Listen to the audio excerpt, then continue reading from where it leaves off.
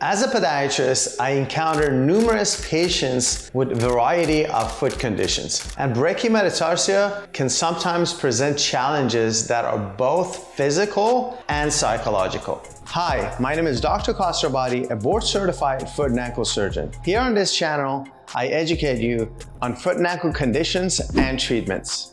So what is brachymetattarsia? Brachymetattarsia is a congenital condition where one or more of the metatarsal bones, the bones behind the toes, are abnormally short. This condition is not usually present at birth. It becomes more noticeable as the child grows. Usually during adolescent years, you'll see it more noticeable. Brachymetattarsia can affect one or multiple metatarsals and can vary in severity.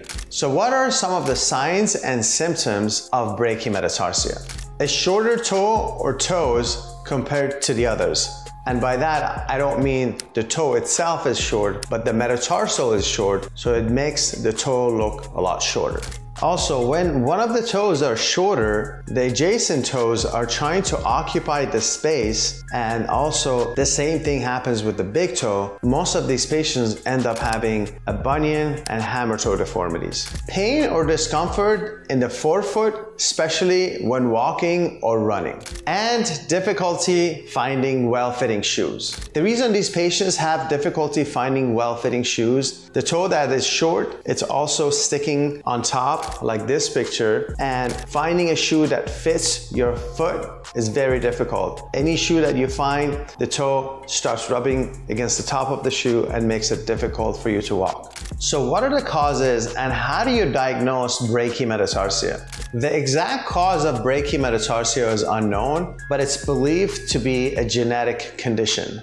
Diagnosis typically involves a physical examination by a doctor, X-ray examination, and possibly other imaging techniques like a CT scan or MRI. What are the treatment options for brachymetattarsia? So there are non-surgical and surgical treatment options for this condition. The non-surgical option includes supportive footwear with good arch support, and then also shoe inserts like orthotics, which improves the alignment and possibly can reduce the pain. Now let's talk about surgical options. Surgical options usually require a lengthening of the metatarsal, whether it's with assistance of an external fixation or using bone graft. Metatarsal lengthening using an external fixation is one of the treatments. This external fixation gets installed during surgery, and the patients leave the surgical suite with this device installed on their foot. They will be doing gradual and very small lengthening on a daily basis. They will be turning this device and they will be growing the bone slowly and gradually. Usually takes about 4 to 4.5 months to grow this bone and make it as long as the other toes. And when the process is finished and the bone hardens, we will take the external fixation away, and the patient returns to their physical activity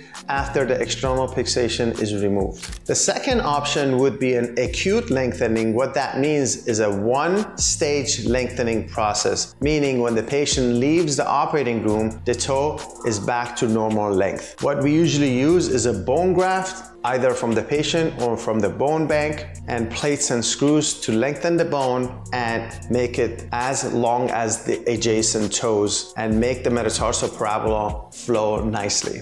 Let's talk about the psychological effects on patients with brachymetattarsia. 3 out of 4 of these patients are women, and women with brachymetattarsia may feel self-conscious about the appearance of their feet. This leads to anxiety and reluctance to participate in activities that requires exposing their feet, such as swimming, wearing open-toe shoes, getting their nails done. This social discomfort can significantly impact their quality of life, contributing to a feeling of embarrassment and isolation. Thanks for watching. Don't forget to subscribe and hit that notification bell. Give this video a like. Your support means a lot to us and helps us grow our channel. Till next time, stay awesome, and I'll see you in the next video.